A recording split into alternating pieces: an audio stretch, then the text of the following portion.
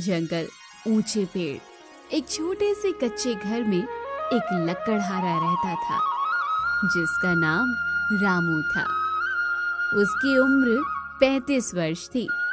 उसकी पत्नी का देहांत हुए 3 साल हो चुके थे। उसका एक बेटा भी था जिसका नाम जीतू था। जीतू अब 10 साल का था। उसका बेटा उसकी दुनिया बन चुका था। एक दिन सुबह रामू खांसी करता हुआ उठा।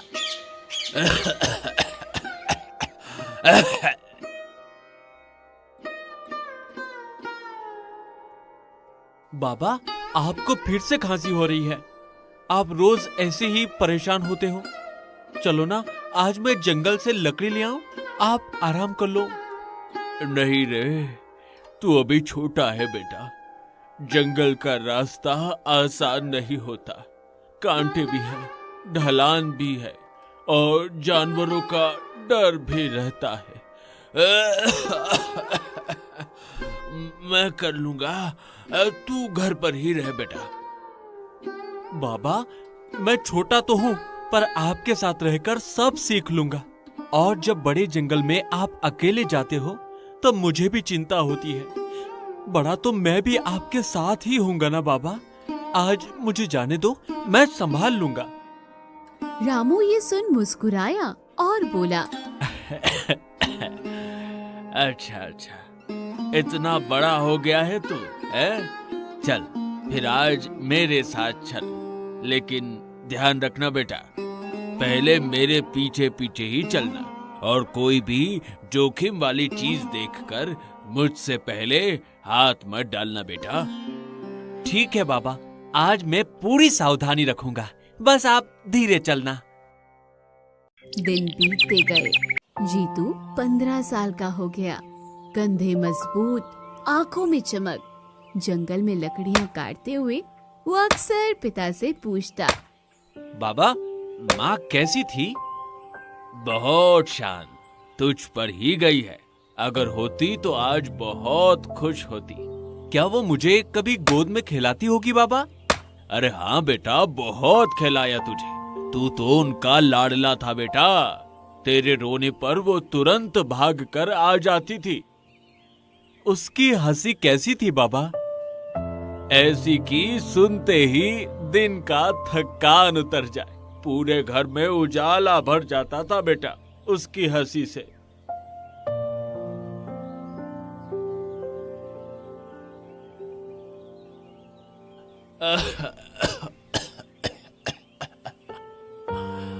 आज मैं नहीं जा पाऊंगा बेटा, शरीर साथ नहीं दे रहा।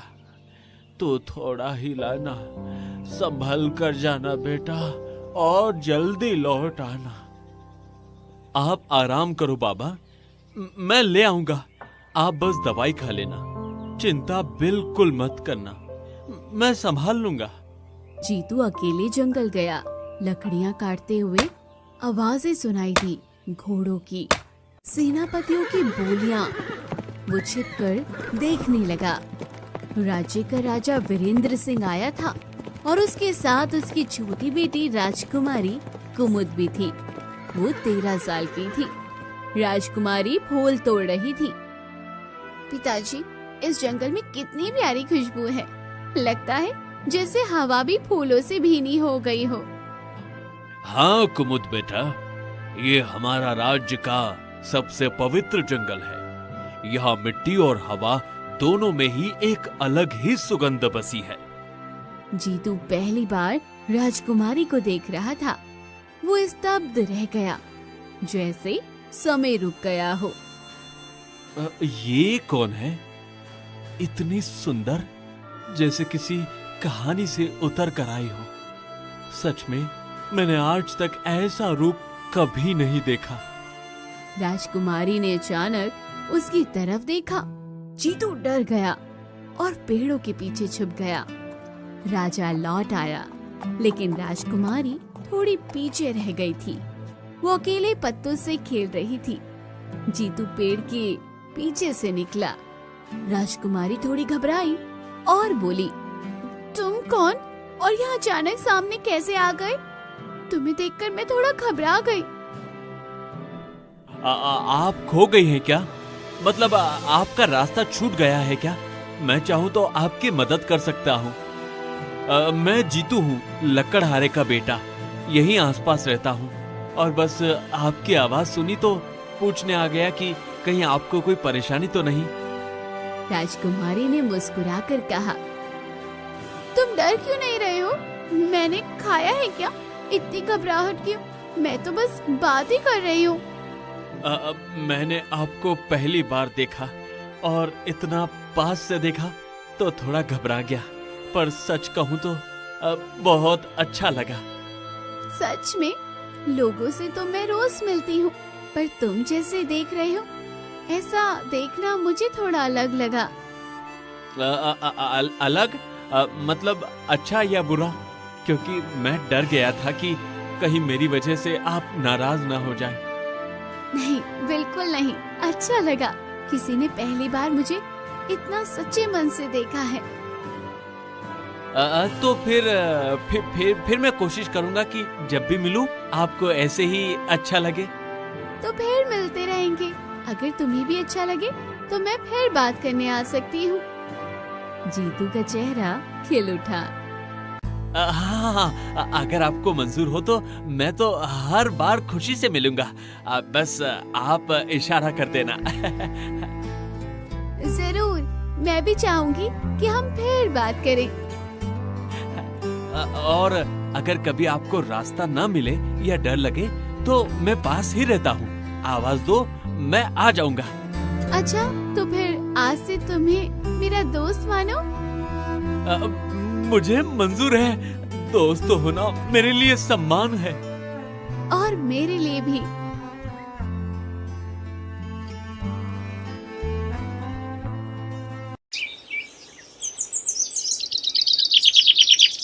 अगले दिन जीतू ने सोचा, मैं राजकुमारी से कैसे मिलूं? वो तो महल में रहती है और मैं तो बस एक साधारण लकड़हारे का बेटा हूँ। हाँ? वो जंगल में इंतजार करता रहा। थोड़ी देर में राजकुमारी वहाँ आ गई। मैं कुछ कह रहा था आपसे। क्या मैं कभी महल आ सकता हूँ? मतलब क्या वहाँ मेरे जैसे को अंदर जाने देंगे? तुम लकड़हारे का बेटा? हाँ, आ सकते हो अगर तुम डरते नहीं हो और मिलने की हिम्मत रखो। लेकिन महल में पहरेदार हैं, वो मुझे देखते ही रोक लेंगे। शायद बाहर ही खड़ा रहने को कह दे। अभी नहीं पता चलेगा, और जब पता चलेगा तब मैं संभाल लूंगी। पर अगर राजा को पता चल गया तो वो तो बहुत गुस्सा होंगे। जीतू, अगर मुझे परेशानी होती तो क्या मैं खुद तुम्हें रास्ता बताती? मैं चाहती हूँ कि तुम आओ। अच्छा, तो फिर मैं आऊंगा दोपहर में। पर अगर मैं डर गया तो मैं तुम्हें पहले ही हिम्मत दूंगी। और अगर और डर लगे तो बस याद करना कि मैं वही तुम्हारा इंतजार कर रही हूँ।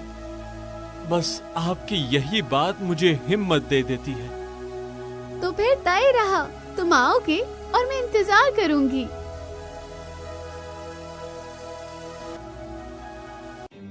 फिर वो दोनों चोरी छुपे हर रोज मिलने लगे। उनकी दोस्ती कब प्रेम में बदल गई उन्हें पता ही नहीं चला। उसी जंगल के काले हिस्से में जादूगरनी तीक्ष्णा रहती थी, जिसकी उम्र 100 साल से ऊपर थी। काले कपड़े, झाड़ियों सा बाल, वो जंगल में चमकती आंखों से ये सब देख रही थी। ओहो, राजकुमारी और लकड़हारे का लड़का, पवित्र प्रेम पनप रहा है। ये मुझे बिल्कुल मंजूर नहीं। उसके खून में जो शक्ति छुपी है वो मुझे चाहिए और इस प्रेम को तोड़ना ही पड़ेगा। थोड़ी देर में दोपहर होती है। जीतू पहली बार महल पहुंचा। वो पीछे वाले दरवाजे से धीरे धीरे अंदर घुसा। राजकुमारी उसके इंतजार में थी। तुम आ गए, डर तो नहीं लगा? महल में पहली बार आने वाले अक्सर घबरा जाते हैं। थोड़ा तो लगा, पर आप थी इसलिए हिम्मत आ गई। नहीं तो शायद दरवाजे से ही लौट जाता। चलो मैं तुम्हें अपना कमरा दिखाती हूँ, अंदर आकर तुम्हें और भी अच्छा लगेगा। लेकिन मैं सोच रहा था, क्या सच में मुझे वहाँ जाना चाहिए? हाँ क्यों नहीं, तुम मेरे बुलाए मेहमान जो हो। बस डर है कि कहीं कोई गलत मतलब न निकाल ले। जीतू, यहाँ हर बात का मतलब मैं तय करती हूँ, किसी और की परवाह मत करो। ठीक है ठीक है, फिर मैं आपके भरोसे ही चल रहा हूँ। और मैं चाहती हूँ कि तुम थोड़ा आराम से रहो। महल उतना सख्त नहीं है जितना बाहर से लगता है। कोशिश करूँगा, बस थोड़ा नया नया सा लग रहा है सब। नया होना बुरा नहीं होता, कभी कभी नई जगह ही इंसान को सबसे ज्यादा बदल देती है। दोनों महल में हंसते खेलते घूमते रहे। जीतू ने पहली बार इतना बड़ा महल देखा। अगर राजा देख लेंगे तो पता नहीं क्या सोचेंगे। मुझे तो डर है कि कहीं मुझे बाहर न निकलवा दे। मेरे पिता अच्छे हैं, लेकिन फिलहाल नहीं देखे तो अच्छा है। वो अचानक देखकर चौंक जाएंगे, इसलिए अभी थोड़ा संभल कर रहो।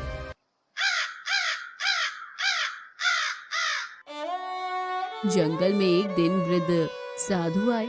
साधु की उम्र 70 साल की थी। राजकुमारी उनके चरण छूती है। आयुष्मान बेटी, तुम्हारे भाग्य में 2 रास्ते हैं और दोनों ही ऐसे हैं जिनसे तुम्हारी पूरी जिंदगी बदल सकती है। कैसे रास्ते बाबा? कृपया साफ साफ बताइए, मैं समझना चाहती हूँ कि आप क्या कहना चाहते हैं। पहला रास्ता सुख का रास्ता, जिसमें आलीशान जीवन, आराम, वैभव और शक्ति है। दूसरा रास्ता कठिन, जिसमें संघर्ष, दर्द और खतरे छुपे हैं, पर वही सच्चे प्रेम का मार्ग भी है। मुझे कौन सा चुनना होगा बाबा? क्या ये चुनाव मुझे अभी करना पड़ेगा या समय आने पर समझ जाएगा?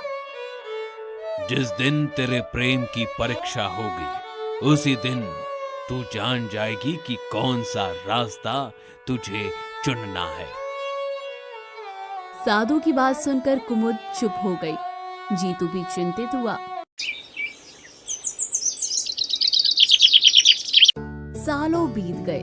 कुमुद अब 17 साल की है, जीतू 19 साल का। दोनों रोज जंगल में मिलते। जीतू, तुम बदल गए हो, अब तो बिल्कुल वीर लगते हो। पहले जैसे लड़खड़ाते थे, अब तो कदम भी मजबूत हो गए हैं। तुम्हें देखकर लगता है जैसे तुम किसी लड़ाई के लिए तैयार हो। तुम भी रानी लगती हो, पर डर लगता है राजा को पता चल गया तो वो गुस्से में कुछ भी कर सकते हैं। मैं बस यही सोचकर घबरा जाता हूँ कि कहीं तुम्हें कोई तकलीफ न हो जाए। मैं संभाल लूंगी, तुम बेवजह डरते हो। अगर मैं तुम्हारे साथ खड़ी हूँ तो बाकी चीजों की चिंता मत करो। जो होगा हम दोनों मिलकर देख लेंगे। एक रात जादूगरनी ने पत्तों से जादू किया और अपने आप से कहने लगी, लकड़हारे के बेटे, तुझे पकड़ना ही होगा। तुझ में वो शक्ति है जिसे मैं वर्षों से ढूंढ रही थी। तू नहीं समझता, पर तेरे भीतर की आग मेरे जादू को भी झुका सकती है। मैं इतने सालों से तुझे तलाश रही थी, और अब जब तू मेरे सामने है तो मैं तुझे किसी भी हाल में हाथ से जाने नहीं दूंगी। अगले दिन जब जीतू जंगल में आया, जादूगरनी पेड़ से निकल पड़ी। कहाँ जा रहा है प्यारे लड़के? इतने छिपकर चलने से क्या होगा? मुझे तो तेरी चाल भी दूर से पहचान में आ जाती है। तुम कौन हो? अचानक सामने आकर इस तरह रास्ता क्यों रोक रही हो? तुम्हारी आवाज और अंदाज दोनों अजीब लग रहे हैं। साफ साफ बताओ, क्या चाहती हो? तेरी किस्मत, और किस्मत से कोई नहीं बच सकता। तू चाहे माने या ना माने, पर अब तू मेरे रास्ते में आ चुका है। उसने मंत्र पढ़ा, हवा तेज चली, पत्ते उड़ने लगे। जीतू चिल्लाया, कुमुद बचाओ, मुझे बचाओ। और वो बेहोश होकर जादूगरनी की गुफा में खिंच गया। राजकुमारी जंगल पहुंची पर जीतू कहीं नहीं था।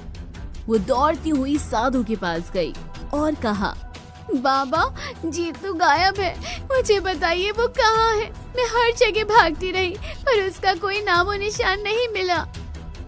साधु ने आंखें बंद की। तृष्णा जादूगरनी उसे ले गई है। उसकी नजर बहुत तेज है और उसकी मंशा और भी गहरी। वो उसी आत्मा को पकड़ती है जिसमें असाधारण शक्ति छिपी होती है और जीतू उसकी नजर में आ चुका है। मैं उसे बचाऊंगी कैसे, मुझे समझ नहीं आ रहा, लेकिन मैं हाथ पर हाथ रखकर नहीं बैठ सकती। आप कोई मार्ग बताइए, मैं हर मुश्किल सह लूंगी, बस उसे वापस लाना है। 2 रास्ते। पहला रास्ता सरल है, तुम राजकुमारी रहो, महल में बैठो और सुरक्षित रहो। दूसरा रास्ता कठिन है, जंगल, अंधेरा, जादूगरनी और दर्द। पर उसी कठिन रास्ते पर प्रेम मिलेगा और वही तुम्हें जीतू तक पहुंचाने की राह भी दिखाएगा। मैं दूसरा रास्ता चुनती हूँ, चाहे कितना भी जोखिम हो, चाहे जितना भी अंधेरा मिले, मैं उसके लिए सब कुछ सहने को तैयार हूँ। जीतू जागा तो खुद को लोहे की जंजीरों में पाया। मुझे छोड़ दो, ये जंजीरें क्यों बांधी है? मैं तुम्हें नहीं जानता, ना ही मैंने तुम्हारा कोई दोष किया है। मुझे यहाँ कैद में रखने का कोई हक नहीं है तुम्हें। तेरे खून में पुरानी शक्ति है। तेरे पिता किसी समय में वनवंश के रक्षक थे।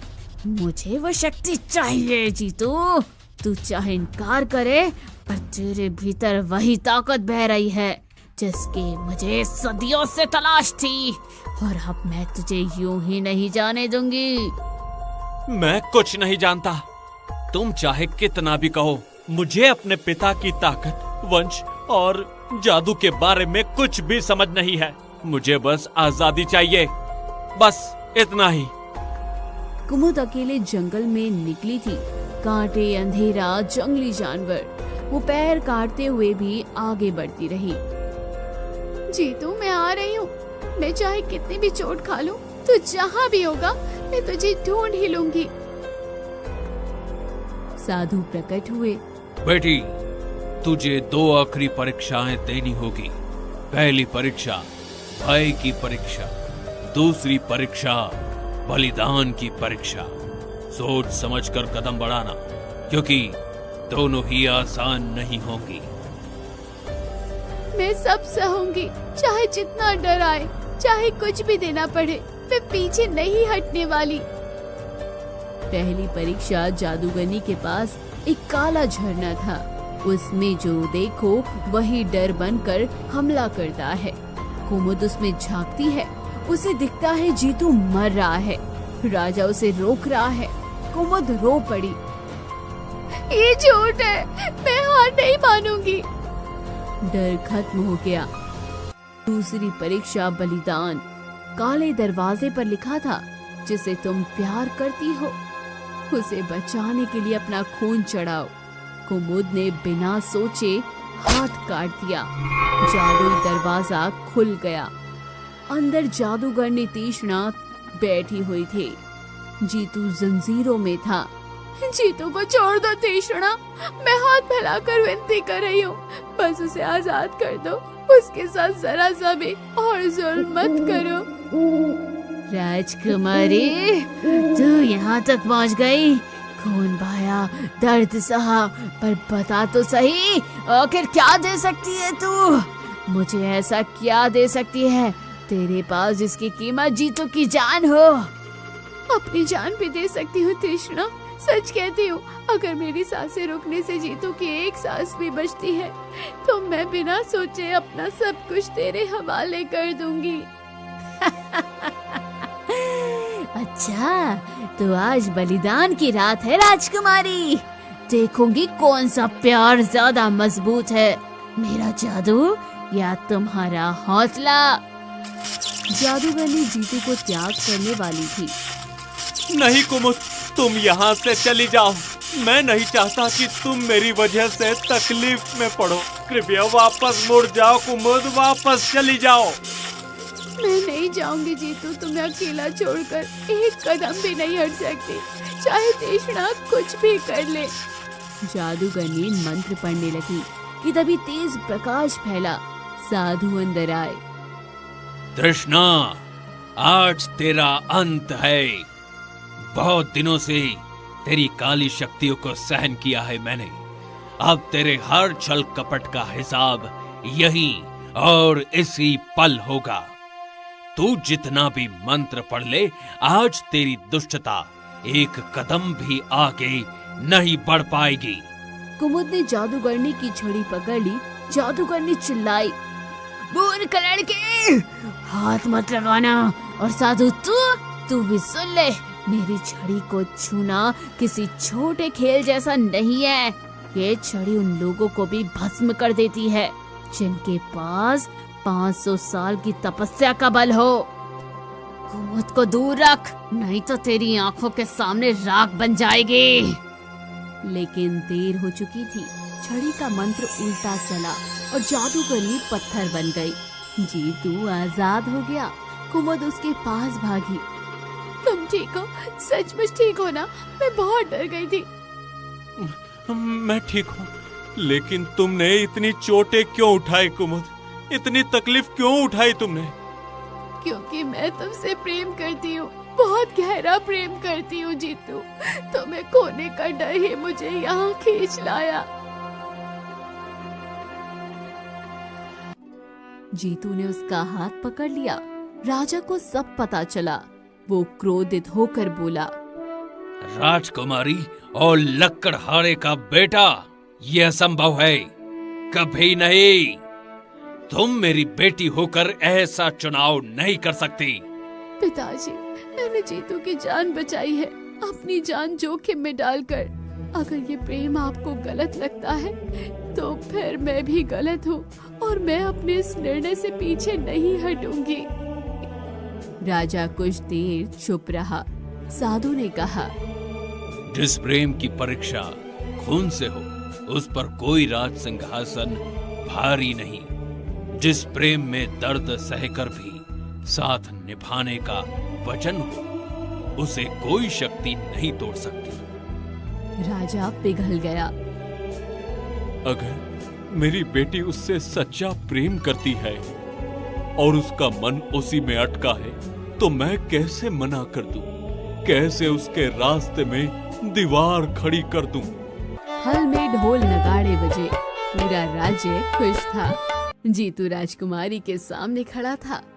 मैं आज भी वही लकड़हारे का बेटा हूँ, चाहे मैं कितना भी बड़ा और मजबूत हो गया हूँ। मेरी जड़ें वही है, वही मिट्टी, वही जंगल और वही संघर्ष।